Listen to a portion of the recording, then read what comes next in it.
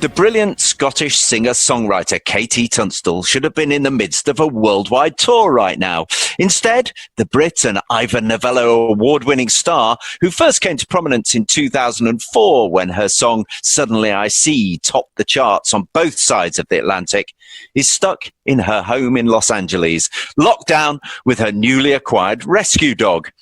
But that has not stopped her producing music. This week, she releases a new charity single written and recorded since the pandemic struck. Wash your hands when you can. Keep on following the plan. Don't put your fingers on your face. Keep your distance, give a wave.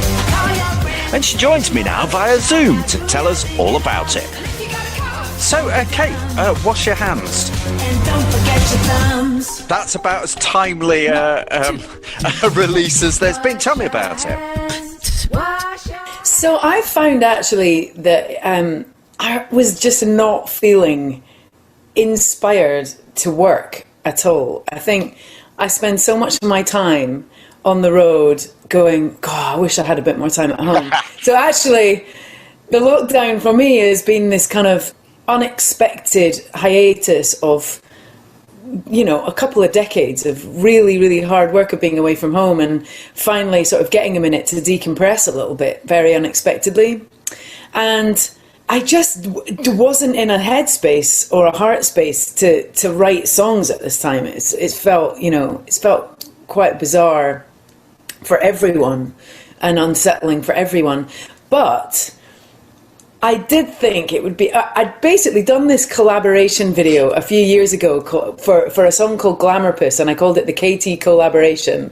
And we did a song of mine from an album called Tiger Suit, where all that remained on the video was my vocal. And fans from all over the world played every single other instrument and sent in their video. And it was literally a band made up of people from all over the world. And it sounded incredible. And I've been wanting to do another thing like that for a long time. It's a really beautiful experience of using the internet to collaborate with thousands of different people across the planet. And, you know, never a better time than now to do that. And I thought, I don't want to write like a totally trite, like emotional song. I want to write something really fun that is going to engage kids, especially because it must be so confusing for kids to try and explain to them what's going on right now, but also trying to make sure that they're joining in and keeping everyone else as safe as possible and coming out of the lockdown. What does that look like? You know, so this song is kind of really just a bit of a kind of catchy earworm mantra to remember the stuff that we've got to do, but it's also ultimately a great opportunity to raise a bit of money for brilliant charities, War Child and WaterAid. It's really catchy. I mean, you talk thank about you. It's an earworm. It comes. How on earth did you do it, though? I mean, we've heard that Zoom is actually really hard to do music across because there's that delay, isn't there? So how did you? Yes. So I actually just did recently do a Zoom concert, one of my first Zoom concert, and there was 6 people in America and in London helping me deal with the technical side of it. It's extremely complicated how to get the settings right so that stuff works, and there's still a delay. Unfortunately, we don't have timeless internet, you know, duetting capabilities yet. So with that song, it was really fun because I literally made it completely in my laptop with no guitar, no piano, just a little plug-in microphone and my laptop. And I use a program called Logic, which is by Apple, and you get the beats and you get the sounds, and I've got a tiny little kind of keyboard master that I plug into the side of my computer. And so that in itself felt really cool, that it was it was done literally on a laptop as well. But it sounds like a proper, duet. You're with Grace Savage, aren't you? The yeah. So I sent the track to Grace. I said, Grace, there's this breakdown section, and I think you'd be absolutely perfect for it. And she wrote this amazing kind of second catchy part that goes, wash your hands, and it's awesome. That's the bit I'm singing more than anything else. And then she did this great beatbox part on it, because she's like 4 times UK beatbox champion. And And then my friend, the freelance Hellraiser, who's another amazing musician, I sent everything to him. And then he did what's called mixing. He mixed it. So he put it into his computer and worked his magic to make it sound great. But it was all literally done on our laptops. And what we'll do now is that everybody will film themselves on their phone and email us their video, and we'll chop it all together and make a video of people dancing and singing along to the song from everywhere on the planet. Oh, brilliant. And this is all for charity. So when we download it, the money goes to the charities. Why did you choose those two? I've worked with War Child a lot through the years. They're very closely tied to the music industry. They've done, I mean, I think I was first aware of them because they will often do a post-Brit Awards party. And they were always working really closely with labels in the music industry and recognising that musicians had this platform to kind of raise awareness as well as, you know, bring an audience in. And in that respect, it's hard enough being a kid. It's impossible to imagine being a kid, possibly orphaned, in a war zone, but in a war zone during a global pandemic. I mean, it's too much. It's too much anyway.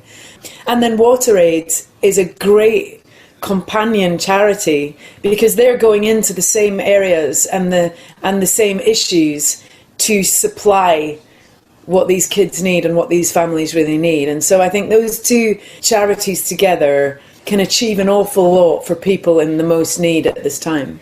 So it's been a long enforced hiatus for you. You should have been on the road, I assume. The summer is a big moment for the live acts.